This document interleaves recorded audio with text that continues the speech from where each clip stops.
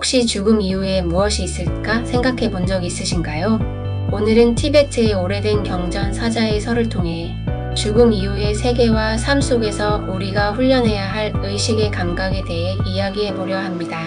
티베트 사자의 서는 본래 티베트의 삶과 죽음을 다룬 경전입니다. 이 책의 목적은 죽음을 앞둔 사람, 이미 사망한 사람, 그리고 그 곁에서 이를 지켜보는 가족들을 인도하고 돕는 데에 있습니다. 경전은 주로 독송의 형태로 활용되며 망자의 영혼이 죽음의 과정을 온전히 지나갈 수 있도록 돕고 육체가 무너지는 두려운 경계를 보다 편안히 넘어서게 해줍니다.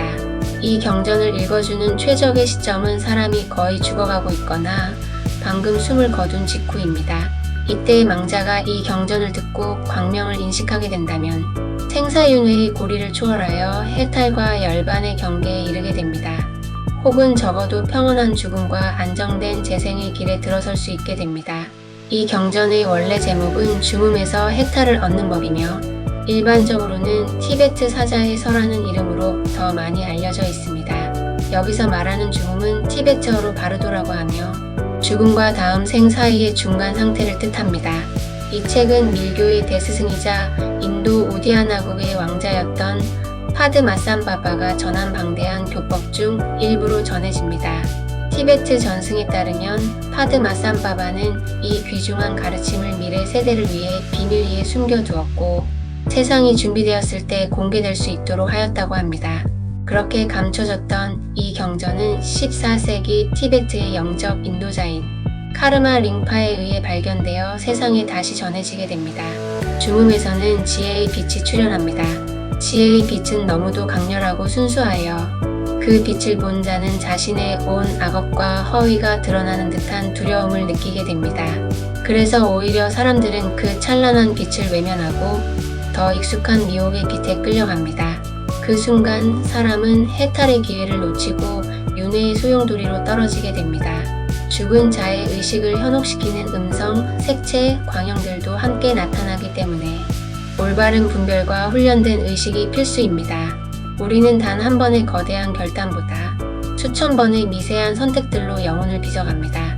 매 순간 우리는 빛과 어둠, 선과 악의 미묘한 선택 앞에 서 있습니다.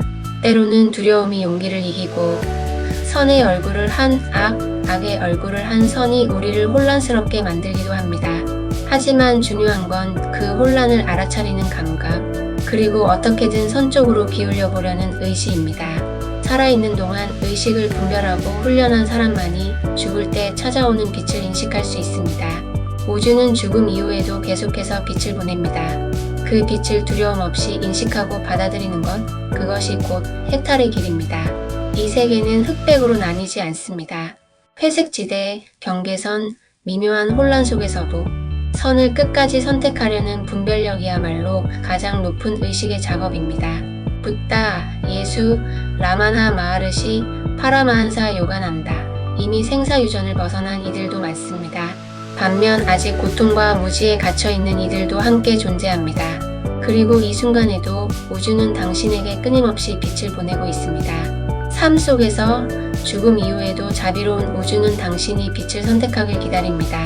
죽음을 두려워하지 않기 위해 우리는 삶에서부터 빛을 선택하는 훈련을 해야 합니다. 삶은 회색의 연속이고 선택은 늘 미묘하지만 그 속에서 끝끝내 선을 따르려는 의지, 그것이야말로 영혼의 진화이며 해탈을 향한 유일한 길입니다.